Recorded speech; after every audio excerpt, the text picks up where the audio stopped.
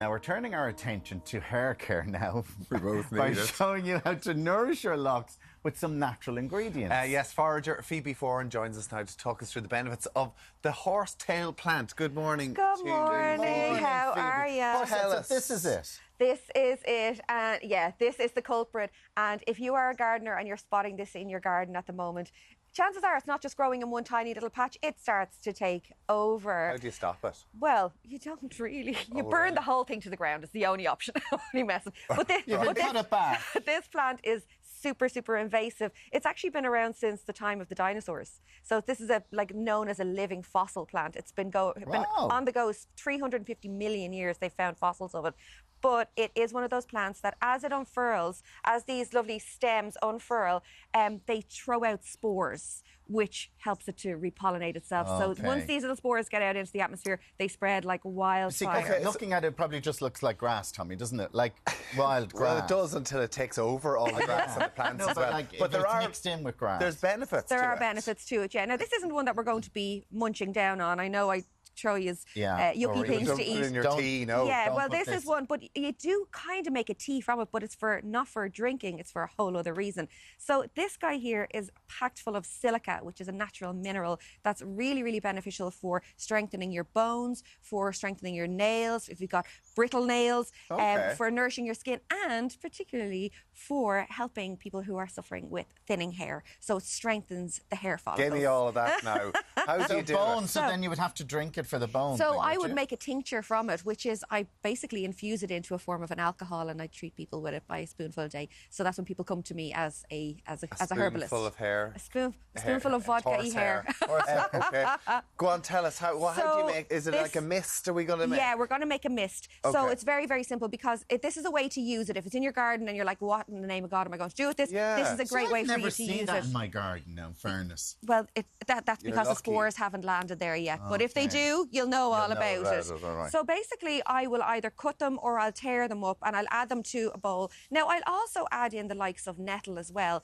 I know they're driving you mad at the moment, Tommy's Tommy. on the rampage about the nettles. I know they're Totally let to overgrow at the minute. but I think that comes down to certain areas. Do you know what I mean? But in my area, I have a nice balance of nettle. So, but there's a great way for you to use these as well. I know I talk about the health benefits for people with hay fever and stuff with nettles, but they're also great for repairing connective tissue. So helping like that strengthen everything up. So I will always add some nettles in. Nettles and horsehair. Are you wondering why they're not stinging me?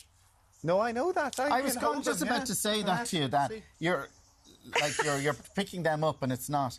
Generally, is that because of the thorns not on them, or there's no? No, they're on there. To pick them up, they're fine instead of brushing against them. It's intention. Do you want to touch it and see with intention? Do that with intention. Is it because it's on the back of it? No, but if you brush against it, it's when you do it by accident. That's when it tends to sting you. Right. So basically, what we're going to do is we're going to add them all in. Right. Okay, right. You can just rip them up or cut them up a little bit and be nice. And then what we're going to do is we're going to cover them with some boiling water. Okay. Right.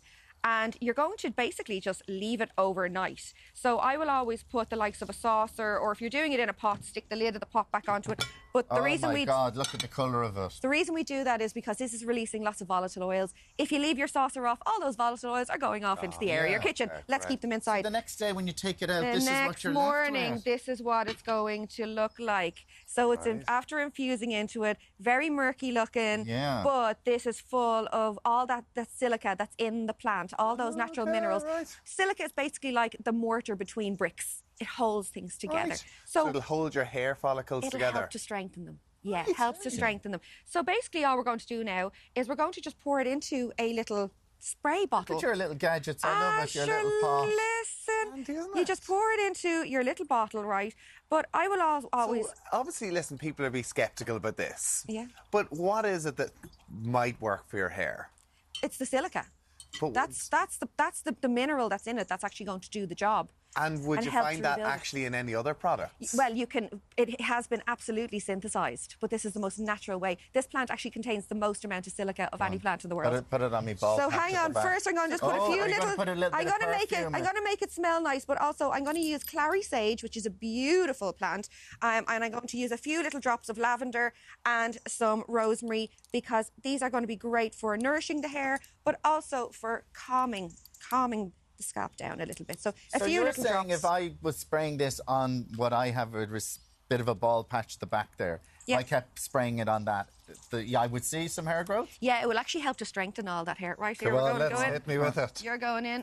So I'm going to come back tomorrow with like an afro. Oh my God, we are going to be braiding your hair tomorrow. Braiding your hair. But Come on, hit me with more. Oh, look, See you're- the you're- front you're- there. On the bald patch. We could do But with it this. smells nice.